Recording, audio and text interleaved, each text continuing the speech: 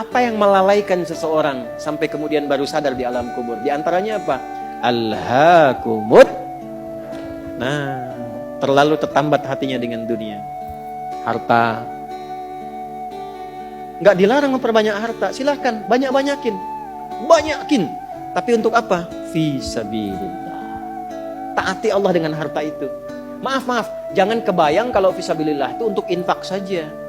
Cari kotak masjid. Ya, setanah kusir. Nggak begitu, kan ada konsepnya. Ini untuk yang di keluarga. Bagaimana kenyamanan di rumah, bikin rumah yang nyaman sehingga punya musalla. Ya, anak-anak sekolahkan di tempat yang mengenal Allah, tingkatkan kualitasnya. Pakai untuk umrah, pakai untuk haji. Lihat saudara-saudara di samping. Setelah itu lebarkan. Baru ada babnya lagi setelah orang tua, saudara, kerabat, ada anak yatim, baru dibuka untuk umum. Itu ada petanya.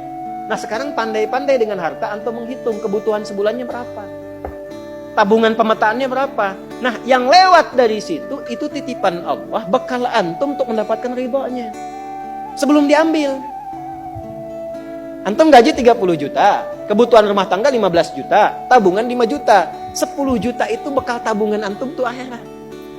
Maka babnya keluarkan di Quran. Apa bab ibadah lewat harta? Tunggangi itu. Jangan terlalu bergantung. Nanti begitu meninggal baru sadar. Mau balik lagi nggak bisa. Antum sekarang punya kedudukan. Satu saat hilang kedudukan itu. Pelajari bab tentang fikih kedudukan. Bagaimana menaati Allah lewat kedudukan. Bikin kebijakan yang baik. Sebelum meninggal. Antum lagi belajar sekarang. Taati Allah lewat ilmu. Bagaimana cara belajar yang benar. Sebelum meninggal. Ada yang kerja ngumpulkan harta aja. Ya, ada yang ngumpulkan, hitung sebanyak-banyaknya sampai lupa, tidak menjadikan semua itu sebagai bekal pulang. Selanjutnya, Al-Adiyat ayat 9. Afala ya'lamu idza bu'athira ma fil qubur wa husila ma fis. Tuh. Ini untuk pelaku maksiat. Yang banyak berbuat maksiat.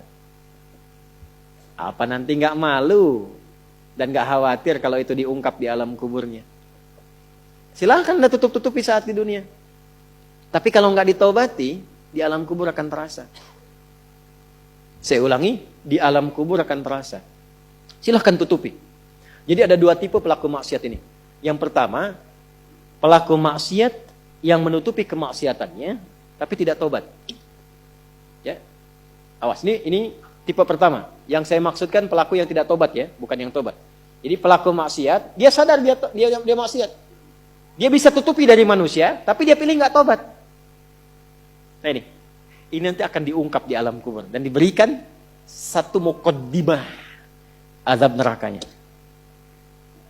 Yang kedua, pelaku maksiat yang sadar dengan maksiatnya dan secara terbuka dia bermaksiat karena merasa kuat dengan menunaikan atau mengerjakan perbuatan maksiat itu. Ya, nah itu dua tipe seperti itu. Turunlah kemudian surah Al-Adiyat ini salah satunya. Afala ya'lamu idza bu'athira ma fil qubur wa husila ma fis, akan diungkap suatu saat nanti. Kalaupun Anda tutupi. Tapi bagi yang terakhir, perhatikan baik-baik. Bagi yang merasa nyaman dengan kekuatannya, baik itu kedudukan ataupun harta, sehingga terang-terangan berbuat maksiat dan merasa tidak ada yang mampu untuk mencegahnya, itu saat masuk kuburnya langsung ditampakkan neraka pagi dan petangnya. Di surah Ghafir surah ke-40 ayat 46. An-naru yu'raduna 'alaiha ghuduwan wa 'ashiyya. Hati-hati. Ya, hati-hati. Wa yauma taqumus sa'atu adkhilu ala fir'auna asyaddal adzab. Jadi maaf, orang-orang yang maaf sekali gemar mengumpulkan hartanya untuk pamer saja, untuk mengoleksi dunia, tak pernah punya visi hidup untuk pulang, maka mesti hati-hati. Alhaakumut takatsur. Orang yang maksiat terbuka nggak mau sadar mesti hati-hati, ya, karena cara pulangnya itu berbeda. Teruskan. Quran surah Al-Infitar ayat ke-4. Ketiga, kan 8 ya semua ya. Wa idzal quburu bu'thirat. Al-Infitar ayat ke-4. Apabila yang dikubur itu sudah terungkap, terbuka semua. Maksudnya selesai. Terbelah. Ini kiamat. Jadi dikubur pun gak selamanya. Ya. Ada yang pengen abadi di alam kubur? Tidak, gak selamanya. Ya. Jadi kalau yang nikmat di alam kubur tadi, kan diberi kenikmatan ya. kenikmatan pembuka. Itu cuma mukadimah aja Pak Bu. Insya Allah nanti kalau sudah masuk kubur, ya, insya Allah mudah-mudahan dimuliakan. Itu kalau dapat kemuliaan, itu cuma pembuka. Itu cuma pembuka saja, mukadimah saja. Diberi kenikmatan melimpah, enak, istirahat, nyaman dan macam-macam, ya. Itu cuma pembuka aja. Nanti satu masa selesai di situ. Wa idzal quburu bu'thirat. Selesai semuanya, balik kita ke alam lain, puncaknya ke akhirat. Nah, ayat ini Al-Infitar ayat yang keempat ingin menegaskan di alam kubur pun tidak abadi, pindah. Oh, berarti yang pelaku maksiat tadi menyimpulkan, nggak apa-apa kan cuma sementara mimpinya bangun. Iya, Cepi, cuma saat bangun lebih dahsyat. Jadi yang dimimpi keluar semua. Ya. Ya. Terus, Quran surah Abasa. Ya, surah 80 ayat 21. Baik, pelan-pelan. Kalau tadi kan sudah diungkap ya. Di kuburnya bagaimana, nikmatnya bagaimana, bahayanya bagaimana yang mengancam. Nah, sekarang kita akan masuk ke kubur tidak? Akan masuk tidak?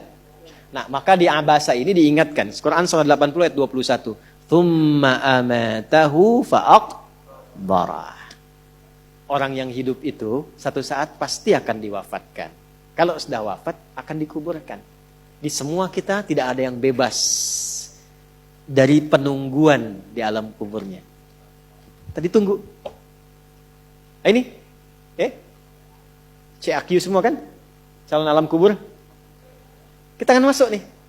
Jadi Allah sadarkan mumpung masih hidup, dari dua kejadian tadi, ambil ibrahnya, siapkan diri kita, karena kita nggak akan bisa menolak kematian. Kalau sudah wafat, pasti dikubur. Teruskan dulu ya, kita agak cepat. Al-Mumtahanah ayat 13.